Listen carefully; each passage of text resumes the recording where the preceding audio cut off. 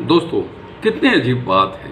पुलवामा हादसे को लेकर जम्मू कश्मीर के पूर्व गवर्नर सत्यपाल मलिक लंबे अरसे से मोदी सरकार पर हमलावर बने हुए हैं, पर यह समझ से परे हैं कि आखिरकार सरकार ने उनके दावों और आरोपों पर चुप्पी क्यों साध रखी है। चुप्पी साधने का कारण क्या है, यह भी समझ से परे है कि सरकार ने अभी तक उफ तक नहीं किया। मसलन सरकार खामोश रही है और इस खामोशी का राज क्या है इसके बारे में भी शायद ही कोई जानता हो, पर यह 100% सच है कि यह खामोशी देशवासियों के जहन में कई सवाल खड़े कर रही है। आपको बता दें कि जम्मू कश्मीर के पुलवामा में 14 फरवरी 2019 को सीआरपीएफ के काफिले पर हुए आतंकी हमले में केंद्रीय रिजर्व पुलिस बल के 40 जवान शहीद हो गए थे। सच तो यह है कि सरकार और सरकार के मुखिया के नाते पीएम मोदी की यह खामोशी वाकई अखड़ने वाली है।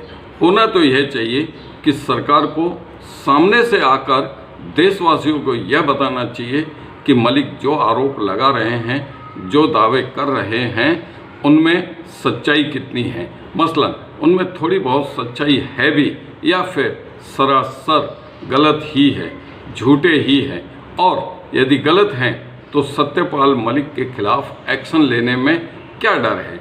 वैसे भी कहावत है ना कि राज के हाथ लंबे होते हैं, तो फिर राज को किसका और कैसा डर। थोड़ी देर के लिए मान लिया जाए कि पुलवामा की घटना राष्ट्रीय हित से जुड़ा मामला हो सकती है, तो कम से कम फौरी तौर पर तो जवाब दिया ही जा सकता है कि आखिरकार मलिक के दावों और आरोपों में कितना दम है, और यदि मलिक के दावे झूठे हैं तो उन पर से भी पर्दा उठना ही चाहिए, और यदि उनके दावों में थोड़ी बहुत भी सच्चाई नज़र आती है तो सरकार को सामने से आकर दूध का दूध और पानी का पानी कर देने में कोई हिचकिचाहट नहीं करनी चाहिए।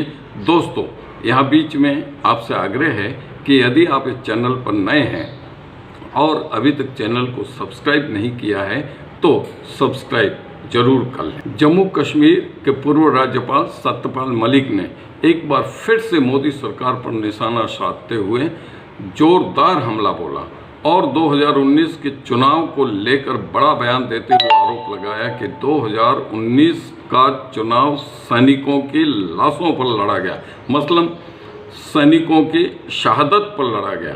पुलवामा मामले की जांच नहीं हुई, और अगर ठीक से जांच हो जाती तो तत्कालीन गृह मंत्री राजनाथ सिंह को इस्तीफा देना पड़ता और कई अधिकारियों को जेल जाना पड़ता और बड़ा विवाद होता, पर इन लोगों ने कोई जांच नहीं करवाई। यह ताज़ा हमला उन्होंने रविवार को अलवर जिले के बानसूर कस्बे के फतेहपुर गांव में बोला, जहां वे एक कार्यक्रम में शिरकत करने गए। अब आते हैं उन सवालों पर जो मोदी सरकार की खामोशी से उठ खड़े हुए हैं। अव्वल तो यह है कि सीआरपीएफ के जवानों की आवाजाही के लिए होम मिनिस्ट्री से प्लेन्स की मांग की गई, तो हवाई जहाज क्यों मैसर नहीं करवाए गए। इसके लिए दोषी कौन है। जब काफिला सीआरपीएफ की गाड़ियों में चल रहा था तो सुरक्षा के पुख्ता प्रबंधों के तहत जिप्सी की व्यवस्था क्यों नहीं की गई। क्या एनआईए या किसी अन्य केंद्रीय जांच एजेंसी ने इस मामले में कोई जांच की है या की ही नहीं, या की है और राष्ट्रीय हित में उसकी रिपोर्ट को उजागर नहीं किया जा रहा है। यदि जांच हुई है तो चार्जशीट फाइल करने की क्या स्थिति है। सरकार इन सभी बातों का खुलासा क्यों नहीं करती।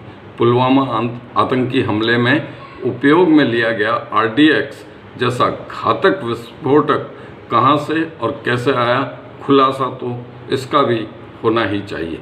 खैर, पुलवामा हादसे के राज पर से यदि पर्दा नहीं उठा तो लोगों के मन में आगे भी ऐसे सवाल उठते रहेंगे, जिन पर अभी से विराम लगा देना देश हित में भी अत्यंत जरूरी है। दोस्तों, इस वीडियो में बस इतना ही। अब देवेंद्र रावल को दीजिए इजाज़त। धन्यवाद।